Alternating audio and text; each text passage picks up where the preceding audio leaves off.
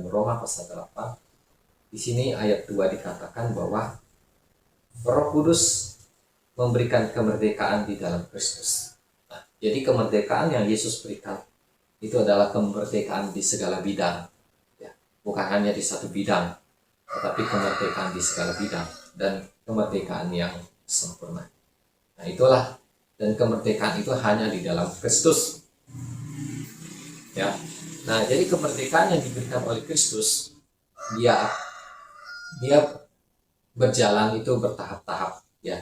Nah, ada bertahap-tahap. Contoh, pada waktu Yesus sudah bangkit dari antara orang mati dan menampakkan diri kepada murid-muridnya, kemudian Yesus akan terangkat naik ke surga dalam Kisah Para Rasul pasal 1, di mana murid-murid Yesus yang adalah bangsa Israel, mereka bertanya, Tuhan, maukah Engkau memulihkan kerajaan bagi bangsa Israel pada masa ini? Nah, karena pada waktu itu bangsa Israel masih dijajah, ya, masih masuk negara jajahan dari kerajaan atau kekaisaran Romawi. Tetapi Tuhan Yesus tidak berkata, ya, sekarang kalian akan merdeka, atau sebentar lagi kalian akan merdeka.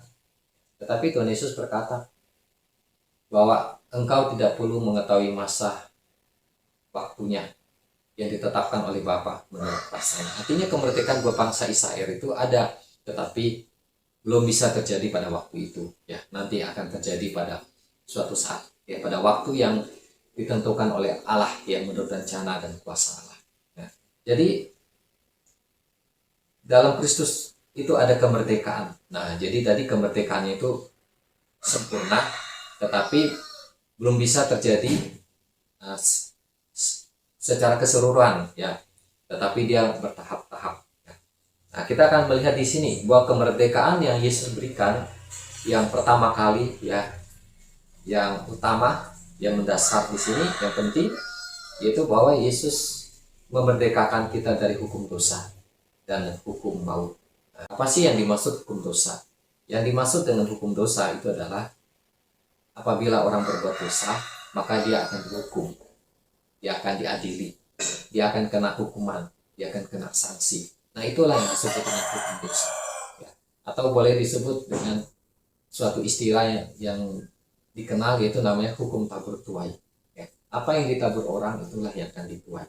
Nah, kalau manusia berbuat dosa, berbuat kejahatan, menabur dosa kejahatan, maka dia akan menuai, ya, menuai dari perbuatannya, menuai hukuman, menuai menuai kecelakaan, menuai kesengsaraan, menuai penderitaan. Itu adalah hukum dosa, hukum tabur tuai. Jadi tidak ada yang bisa melepaskan manusia dari hukum dosa. Siapakah di dunia ini, orang yang suci siapapun, atau seorang nabi siapapun, atau siapapun, seorang raja siapapun, atau seorang kaya siapapun, atau seorang pintar bijaksana siapapun, tidak ada yang bisa menolong, ya, bisa melepaskan manusia dari hukum dosa. Tidak ada, ya, tidak ada seorang pun. Karena itu di dalam Kisah Para Rasul, Rasul Petrus berkata bahwa di bawah kolong langit ini tidak ada nama lain yang diberikan kepada manusia yang olehnya manusia dapat diselamatkan. Nah, jadi tidak ada seorang pun yang bisa melepaskan manusia dari hukum dosa. Tidak ada, ya.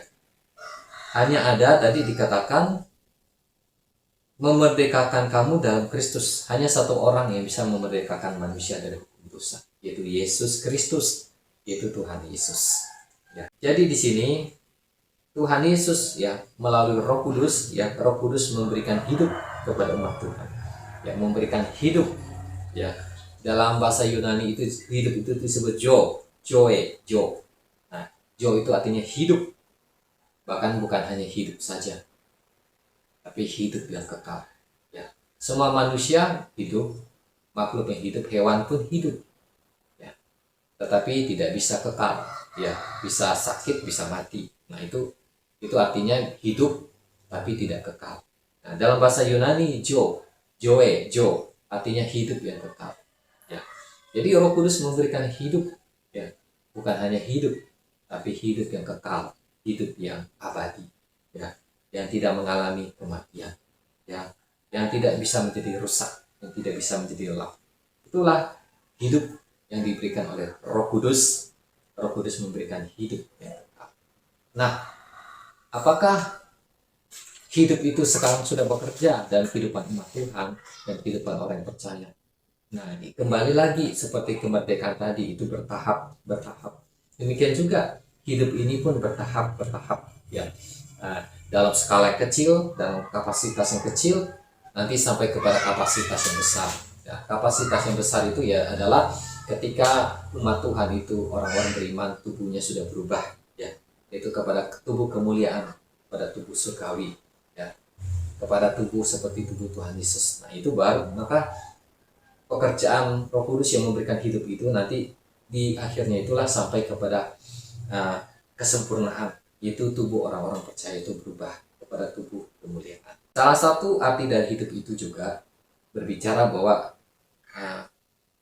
Tuhan Yesus juga menyembuhkan tubuh yang sakit, ya, yang sakit disembuhkan dari sakit penyakit, ya, dan juga berbicara kesehatan, kekuatan. Nah, ini arti-arti pengertian dari kata hidup ini, ya. Nah, jadi luas, ya, pengertian dari kata hidup ini.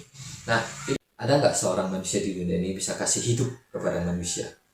Hidup itu, ya, bukan makanan, bukan uang, ya, hidup. Bisa nggak? Tidak ada, ya. Tidak ada seorang pun atau makhluk apapun bisa kasih hidup. Nah, sekarang iblis, setan bisa kasih hidup nggak? Tidak bisa, ya. Walaupun mungkin ada orang yang berkata, wah, setan tuh hebat, iblis itu hebat, ya, dia punya kuasa. Tapi bisa nggak iblis itu kasih hidup? Tidak bisa, ya. Nah, hanya Roh Kudus yang bisa kasih hidup, hanya Tuhan Yesus yang bisa kasih hidup, hanya Allah yang bisa kasih hidup buat manusia. Dan hidup itu bukan hidup yang biasa, tapi hidup itu adalah hidup yang kekal, hidup yang abadi. Manusia seringkali ingin hidup yang abadi, ya, tidak ingin mati, tidak ingin tua, tidak ingin sakit, ya, ingin hidup yang abadi. Seringkali banyak orang berusaha untuk mencari hidup yang abadi, hidup yang kekal.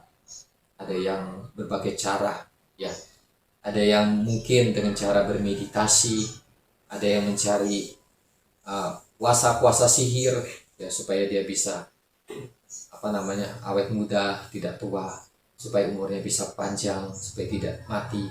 Nah, jadi itulah usaha manusia. Tetapi dalam kitab Pengkhotbah dikatakan segala usaha manusia di bawah kolong langit ini sia-sia. Bahkan di dalam kitab Roma itu bukan hanya manusia, tetapi semua makhluk, ya. Nah, kalau makhluk berarti ciptaan Tuhan, ya, semua makhluk kan diciptakan oleh Tuhan. Dikatakan dalam kitab Roma semua makhluk, ya, itu berada dalam kesia-siaan, ya. Artinya segala usaha manusia itu, ya, untuk mendapatkan hidup yang kekal abadi itu sia-sia. Bahkan bukan hanya manusia, malaikat saja, ya, terutama malaikat yang sudah jatuh ke dalam dosa, ya, atau malaikat yang disebut sebagai setan atau iblis, juga melakukan segala daya upaya supaya dia punya hidup yang abadi seperti Allah, seperti Tuhan, ya, supaya dia bisa punya hidup yang abadi. Tetapi itu tidak bisa, karena di dalam kitab Roma katakan semua makhluk sudah ditelan atau berada di bawah kesia-siaan. Dalam kitab Pengkhotbah dikatakan di bawah kolong langit ini semuanya sia-sia. Segala usaha yang dilakukan, contoh tadi malaikat, ya, untuk dapat hidup yang kekal, yaitu malaikat yang sudah jatuh dalam dosa atau yang disebut setan iblis, ya, tidak sia-sia. Seperti dia berusaha untuk meminum darah manusia, memakan daging manusia supaya dia kuat, kuasanya semakin bertambah, semakin kuat, supaya dia abadi, kuat. Itu juga tidak bisa, ya.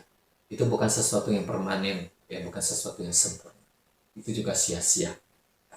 Maka semuanya itu sia-sia, kata Alkitab, sampai suatu hari, sampai kepada kemerdekaan yang sempurna.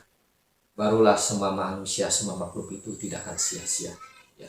Terutama yang akan dimerdekakan dari perbudakan. Nah, dalam kitab Roma itu dikatakan, dalam Roma pasal 8 itu dimerdekakan dari perbudakan. Nah, itu perbudakan kesia-siaan. Ya, perbudakan kesia-siaan ini terjadi karena dosa, akibat dari dosa.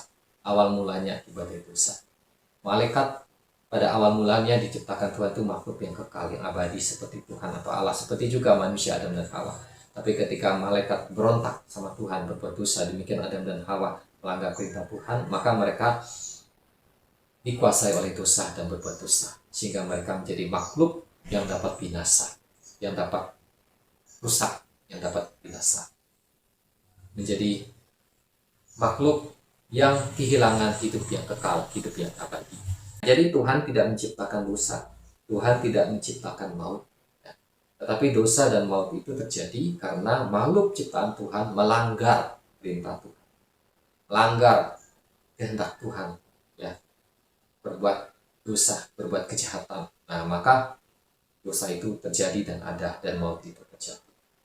Ada suatu kemerdekaan yang paling penting yang perlu kita dapatkan pada hari ini, yaitu kemerdekaan dari dosa dan kemerdekaan dari maut. Itu yang paling penting, ya. Walaupun negara kita, bangsa kita bisa merdeka dari penjajah, tetapi kalau kita tidak merdeka dari dosa, tidak merdeka dari maut, itu pun sia-sia juga, ya. Nah, jadi kemerdekaan yang paling penting yang perlu kita dapatkan pada hari ini, yang perlu kita kejar, yaitu kemerdekaan dari dosa, kemerdekaan dari hukum dosa. Kemudian yang kedua adalah kemerdekaan dari hukum maut, ya, kemerdekaan dari kematian, kemerdekaan dari kebinasaan, ya, yaitu bisa memiliki hidup yang kekal, yang abadi. Nah, itulah kemerdekaan yang perlu kita dapatkan. Dan yang berikutnya adalah kemerdekaan dari pekerjaan iblis, kemerdekaan dari kuasa setan. Ya, kalau kamu betul-betul mau merdeka, maka kamu harus percaya sama Yesus. Kamu harus menerima Yesus dalam kehidupan kamu.